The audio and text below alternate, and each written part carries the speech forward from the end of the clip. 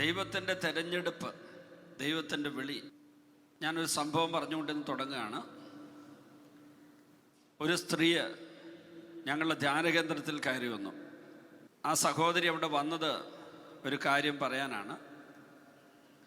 ആ സഹോദരിയുടെ മകൾ വളരെയേറെ മോശമായ ഒരു ജീവിത സാഹചര്യത്തിൽ ദൈവത്തെ ഉപേക്ഷിച്ച് അമ്മയെ അനുസരിക്കാതെ വളരെയേറെ പാപകരമായ കൂട്ടുകെട്ടിൽപ്പെട്ട് മയക്കുമരുന്നും മദ്യവും ഉപയോഗിച്ച് എല്ലാ തരത്തിലുള്ള മ്ലേച്ഛതകളും ഒഴുകിക്കഴിയുന്നു.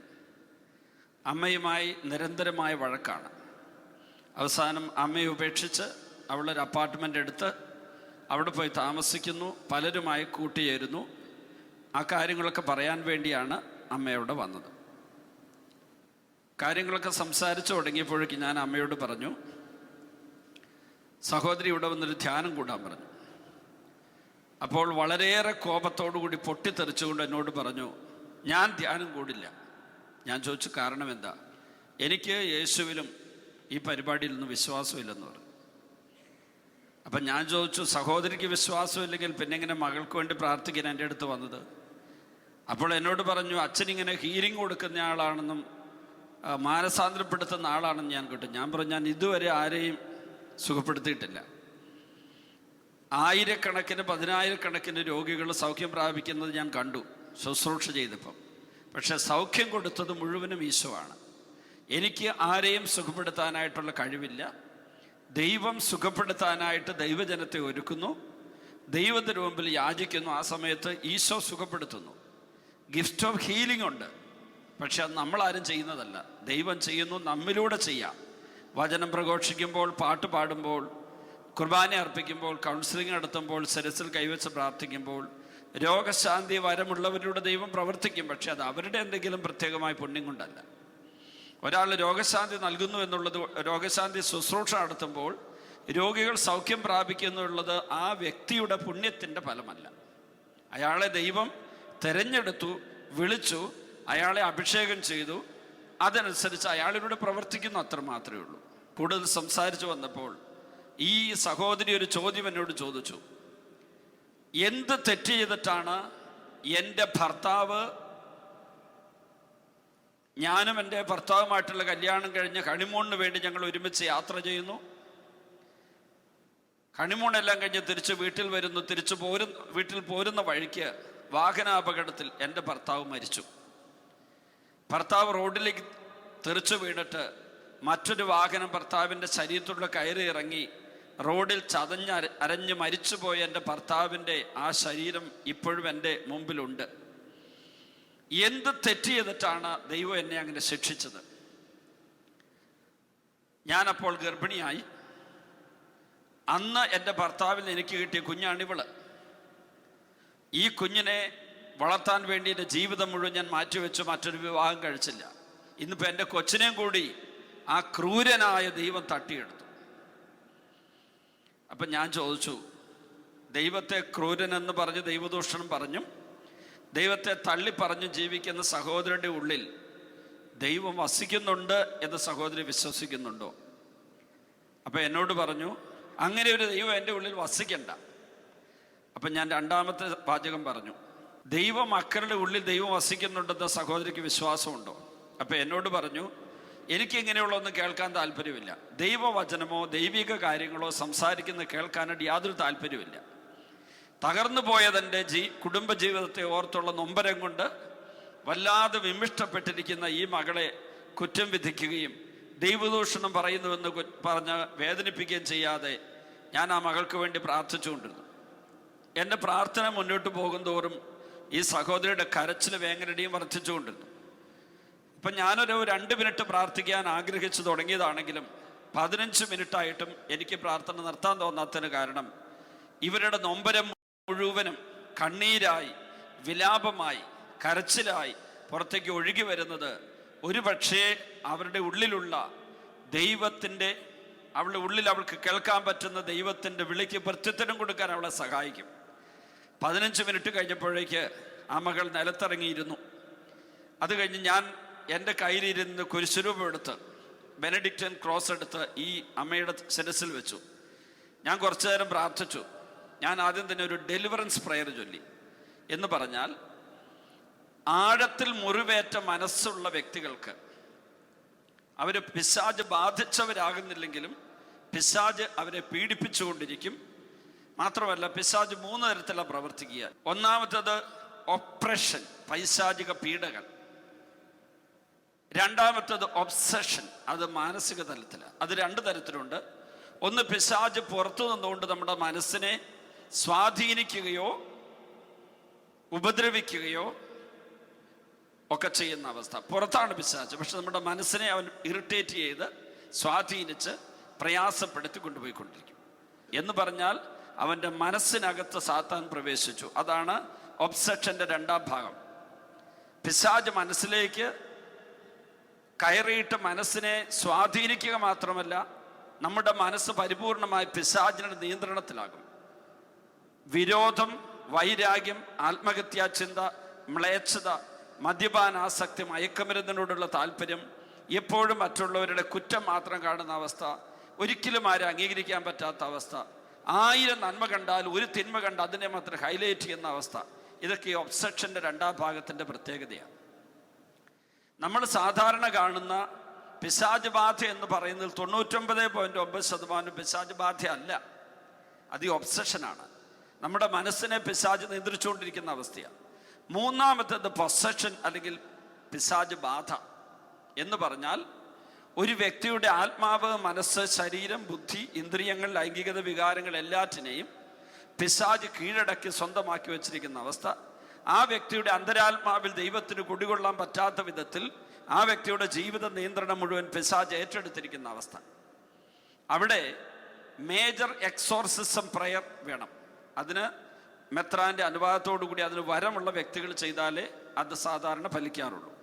അതിൻ്റെ സഭയിൽ പ്രത്യേക ആനല്യമൊക്കെ ഉണ്ട്. അതൊക്കെ ഞാൻ പുസ്തകത്തിൽ വിശദമായി എഴുതിയിട്ടുണ്ട്. വചനാമൃതം എന്നാണ് പുസ്തകത്തിൻ്റെ പേര്. അതിവിടെ കിട്ടും. അപ്പം ഞാനിത് പറഞ്ഞെന്തിനാണെന്നറിയാമോ? ഈ സ്ത്രീ ഇപ്പോൾ പൊസഷനിലല്ല, ഈ സ്ത്രീ ഇപ്പോൾ ഒബ്സെഷനിലാണ്. അതുകൊണ്ട് ഞാൻ ഈ കുരിശ് വെച്ച് പ്രാർത്ഥിച്ചു കഴിഞ്ഞതിന് ശേഷം ഞാൻ സഹോദരിയുടെ ഒരു കാര്യം ചോദിച്ചത് കർത്താവ് വെളിപ്പെടുത്തി തന്നതാണ്. നിങ്ങൾ വിവാഹ കൂദാശ സ്വീകരിച്ചത് യോഗ്യതയോടെ ആയിരുന്നു എന്ന് ചോദിച്ചു.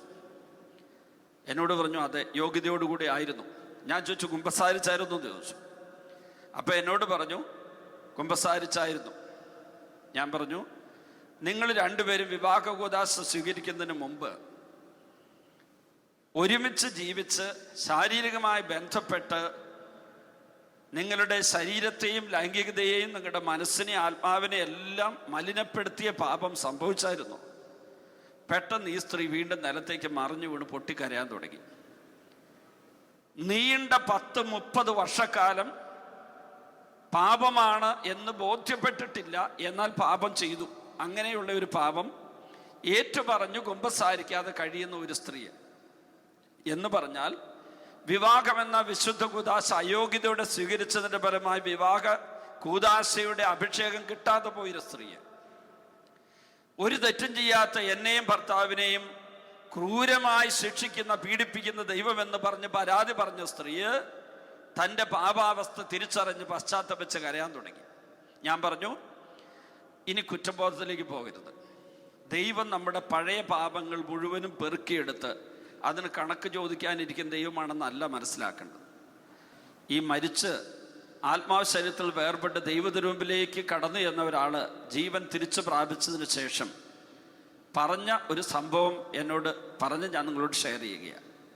ഈ വലിയ വെളിച്ചത്തിലേക്ക് ആകർഷിക്കപ്പെട്ട ആളുടെ മുമ്പിൽ യേശുവിനെ അയാൾ കണ്ടു. പുഞ്ചിരിക്കുന്ന മുഖത്തോടെ സ്നേഹത്തോടെയാണ് ഈശോ നിൽക്കുക. തൻ്റെ കഴിഞ്ഞകാല പാപങ്ങളുടെ നീണ്ട ലിസ്റ്റ് അയാൾ കാണുന്നുണ്ട്. ജ്ഞാനത്തിൻ്റെ പുസ്തകം 4-ാം അധ്യായം 20-ാം തിരുവചനം. തങ്ങളുടെ പാപങ്ങളുടെ കണക്ക് എടുക്കുമ്പോൾ അവർ ഭയചകിതരായി എത്തും. അവരുടെ അകൃത്യങ്ങൾ അവരുടെ നേരെ നോക്കി അവരെ കുറ്റപ്പെടുത്തും. ജെറമ്യ 2:19 ഇതിനെക്കുറിച്ച് പറഞ്ഞിട്ടുണ്ട്. റോമാലേഖനം 14-ാം അധ്യായത്തിൻ്റെ 10-ാം തിരുവചനത്തിലും 12-ാം തിരുവചനത്തിലും പറയുന്നുണ്ട്, ദൈവത്തിൻ്റെ ന്യായാസനത്തിന് മുമ്പ് നമ്മൾ നിൽക്കേണ്ടി വരും, ദൈവത്തിന് മുമ്പിൽ കണക്ക് കൊടുക്കേണ്ടി വരും.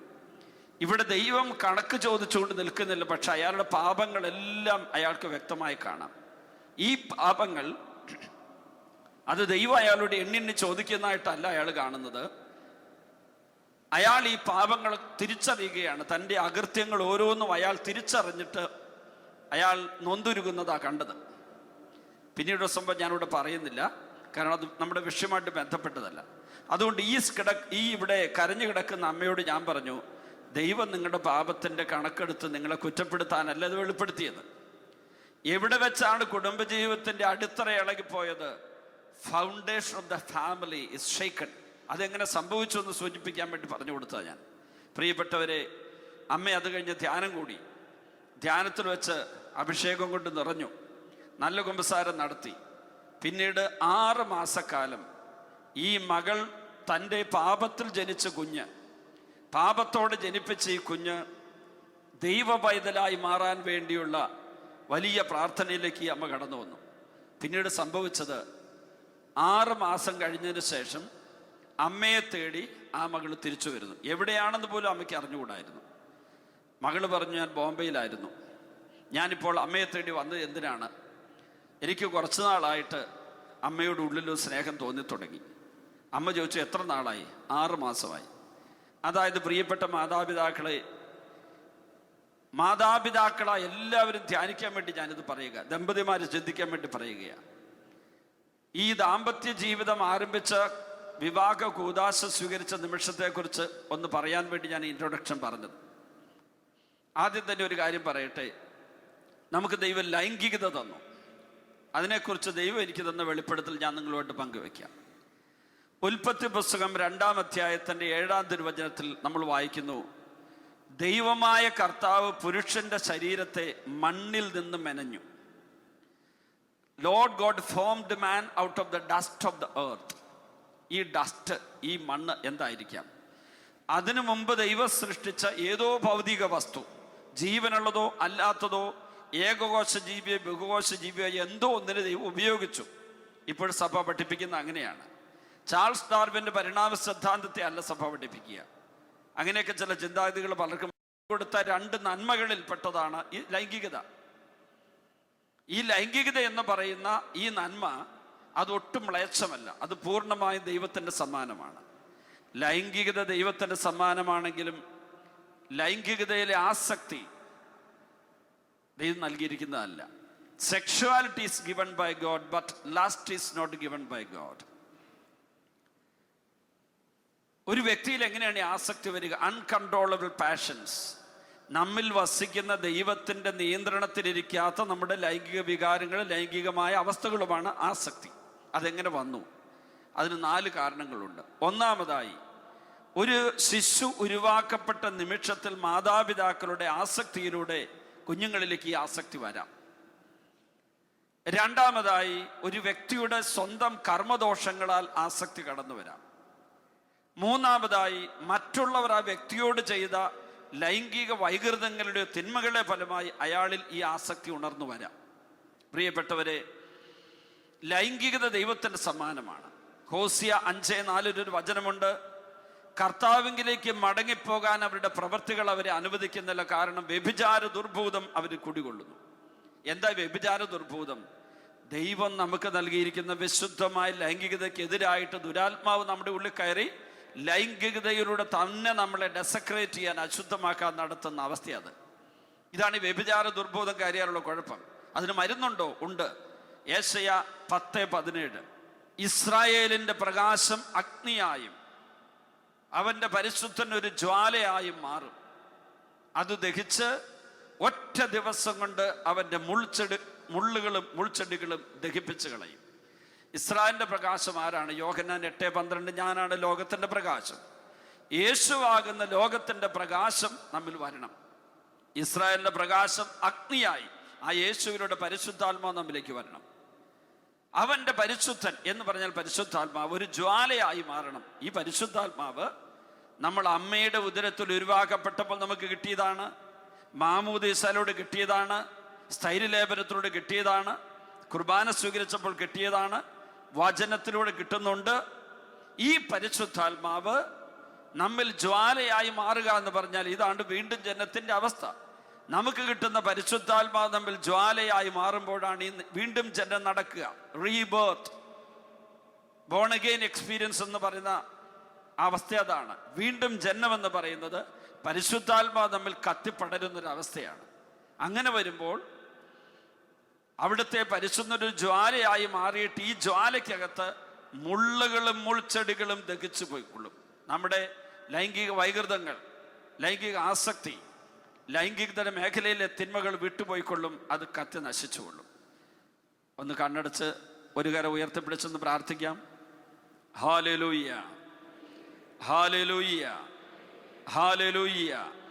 കർത്താവായ ഈശോയെ, ഞങ്ങളുടെ ആത്മാവിനെയും മനസ്സിനെയും ശരീരത്തെയും ബുദ്ധിയെയും ഇന്ദ്രിയങ്ങളെയും ലൈംഗികതയെയും വികാരങ്ങളെയും അങ്ങേക്ക് നൽകുന്നു.